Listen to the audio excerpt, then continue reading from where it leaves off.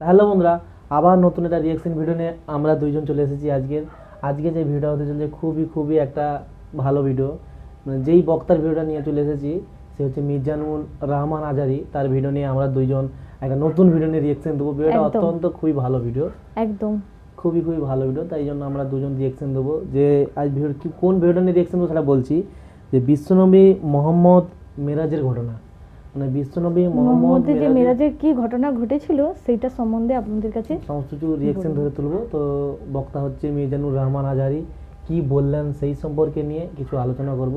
তো চলুন আপনারা একটু মন দিয়ে দেখুন, একদম তোমাদেরও খুবই ভালো লাগবে ভিডিওটি দেখে। খুবই ভালো একটা সুন্দর ভিডিও নিয়ে চলে এসেছি। তো চলুন তাহলে ভিডিও দেখা যাক। বিশ্বনবীকে স্পেশাল সারপ্রাইজ দেওয়ার জন্য আল্লাহ প্ল্যান করলেন। জিব্রাইল ডেকে বললেন, ও জিব্রাইল, আমার পেয়ারা নবীকে স্পেশাল সারপ্রাইজ দিব, কিন্তু এই সারপ্রাইজের গিফটটা তোমার হাত দিয়ে আমি দিতে চাই না, তুমি দিয়ে আসলে হবে না। আমার পেয়ারা নবীকে দুনিয়া থেকে টান দিয়ে আমার আরশের উপরে নিয়ে আসো। সাহিবুল মেরাজ, এই মেরাজ করতে যে কত কাণ্ড, কত প্ল্যান প্রোগ্রাম আল্লাহর। টাইমের স্পিডকে আল্লাহ থামিয়ে দিলেন। মক্কা থেকে উঠিয়ে বিশ্বনবীকে এক মরুভূমিতে রাখা হলো রাতে। বিশ্বনবীর সিনা চাক হয়েছে, পৃথিবীর কোন নবীর সেটা হয় নাই। সুবহানাল্লাহ। দুইবার হয়েছে এটা বিশ্বনবীর জীবনে।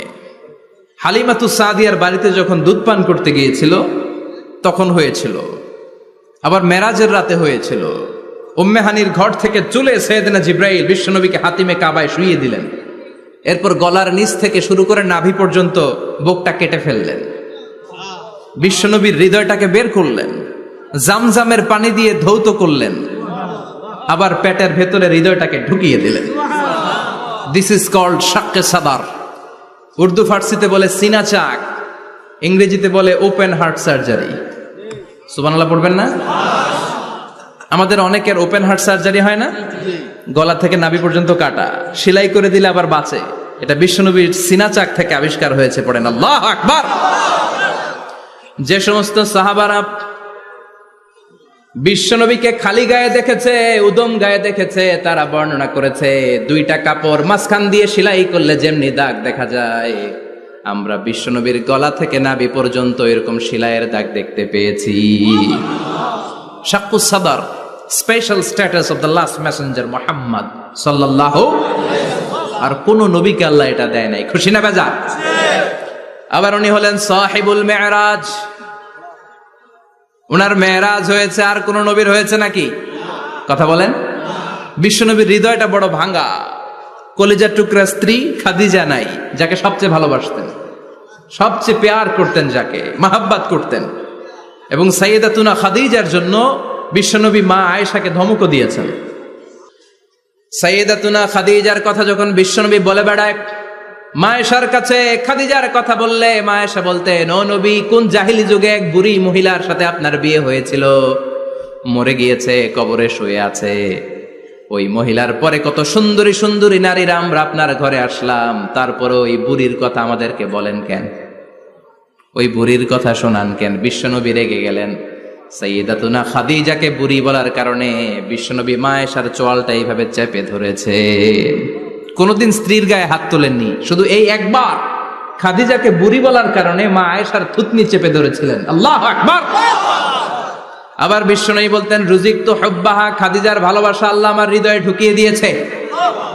আবার বিশ্বনবী দোয়া করলে বলতেন, ও আল্লাহ, ওই কিয়ামতের ময়দানে যেদিন বন্ধু বন্ধুরে চিনবে না, বাবা ছেলেরে চিনবে না, মা তার মেয়েরে চিনবে না, পীর সাহেব মুরিদরে চিনবে না, মুরিদ পীর সাহেবরে চিনবে না, ওই কঠিন দিনে যেন আমি আমার কলিজার টুকরা খাদিজারে ভুলে না যাই।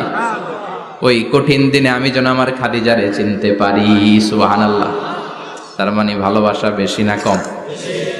সাইয়েদাতুনা খাদিজা ইন্তেকাল করলেন। জাবালে হাজুনের পাশে ওনার কবর। যারা হজ উমরা করতে গিয়েছেন দেখেছেন না, মক্কা একটা কবর আছে, এটা মাকবারাতুল মাআলা। মাআলা, কিন্তু এটারে বাংলাদেশিরা বলে জান্নাতুল মুআল্লা। কি বলে? এটারে জান্নাতুল মুআল্লা বলবেন না, কারণ এই কবরস্থানে অনেক কাফির মুশরিকেরও কবর আছে। তো ওদের কবরস্থান কি জান্নাত হতে পারে? এটাকে মাকবারা বলবেন। মাকবারা মাআলা বা মুআল্লা, আর মদিনায় হচ্ছে মাকবারাতুল বাকিয়া। মুআল্লা কবরস্থান মক্কায় আর বাকি কবরস্থান মদিনায়। এর পাশে বিশাল এক পাহাড়, হেরেম শরীফ থেকে দেখা যায় জাবালে হাজুন, এর পাদদেশে বিশ্বনবী নিজ হাতে সাইয়্যিদাতুনা খাদিজাকে কবর দিয়েছেন। কবর দিয়ে সবাই চলে যায়, বিশ্বনবী যায় না। দাঁড়িয়ে দাঁড়িয়ে কাঁদতে লাগলেন। সাইয়েদনা আবু বকর বলে, নবী চলেন ঘরে ফিরে যাই। বিশ্বনবী বললেন, তুমি যাও, আমি যাব না। যেই মহিলাটাকে এইমাত্র কবর দিলাম সাধারণ মহিলা না, আমার বিপদের দিনের সঙ্গিনী খাদিজা। আজীবন আমাকে ছাতার মতো শেল্টার দিয়েছে, সমস্ত সম্পদ আমার পায়ের সামনে বিছিয়ে দিয়েছে রে আবু বকর। তোমার মনে চায় ঘরে ফিরে যাও, আমি দাঁড়িয়ে থাকবো। এখনই খাদিজার কবরের 3টা প্রশ্ন করা হবে।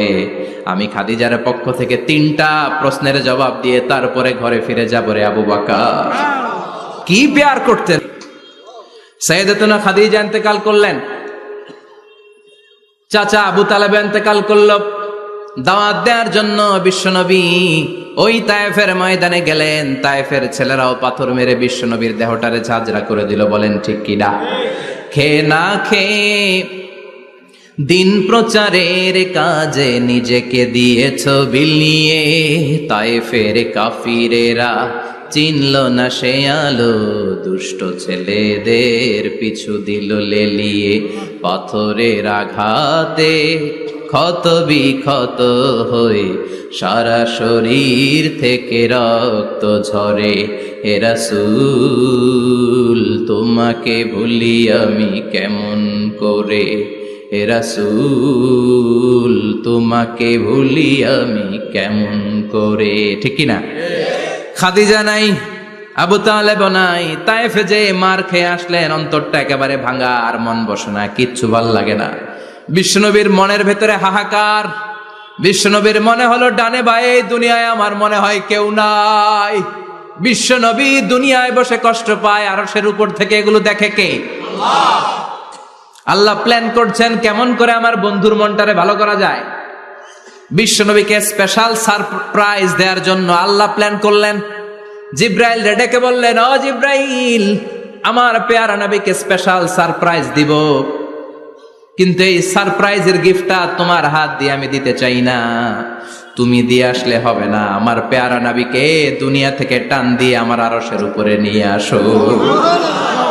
সাহিবুল মেরাজ, যেই নবীর মেরাজ হয়েছে আর কোন নবীর হয় নাই।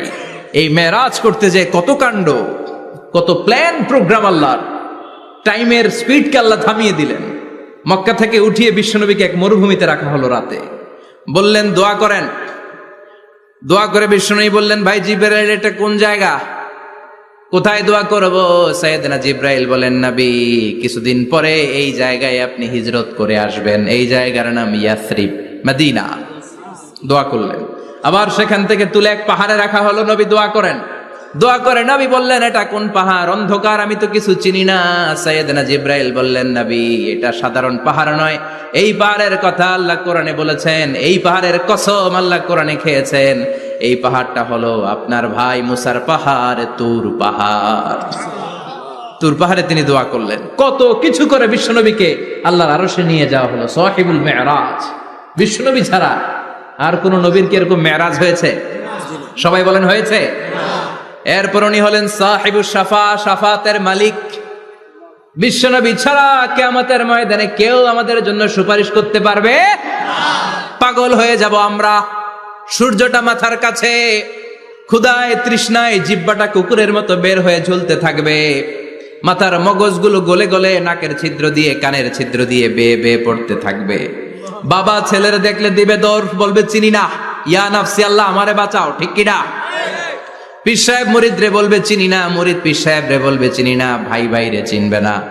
সব নবী আর সব উম্মতের একটাই জিকির, ইয়া নাফসি, ইয়া নাফসি। নবীও জিকির করে ইয়া নাফসি, উম্মতও জিকির করে। সবাই সাইয়েদনা আদম রে ধরবে, সাইয়েদনা আদম বলবে আমি পারবো না। নূহের কাছে যাও, সাইয়েদনা নূহ বলবে পারবো না। ইব্রাহিমের কাছে যাও, সাইয়েদনা ইব্রাহিম বলবে পারবো না। মুসা আলাইহিস সালামের কাছে যাও, মুসা আলাইহিস সালাম বলবেন পারবো না। ঈসা আলাইহিস সালামের কাছে যাও, সাইয়েদনা ঈসা আলাইহিস সালাম বলে এত জায়গায় ঘুরে লাভ নাই, জায়গা মতো যাও মিয়া, জায়গা মতো যাও। মাকামে মাহমুদে বিশ্বনবীকে সেজদায় পড়ে থাকতে দেখবা। ওই নবী ছাড়া আজকের এই ভয়ঙ্কর আমাদের সবার বিপদের দিন, এই বিপদের দিনে আল্লাহর সামনে দাঁড়িয়ে কথা বলার মতো সাহস আজকে কারো নাই। বিশ্বনবী কাঁদতে থাকবেন, সেজদায় পড়ে কাঁদবেন, সবার জিকির ইয়া নফসি ইয়া নফসি, বিশ্বনবীর জিকির ইয়া উম্মতি।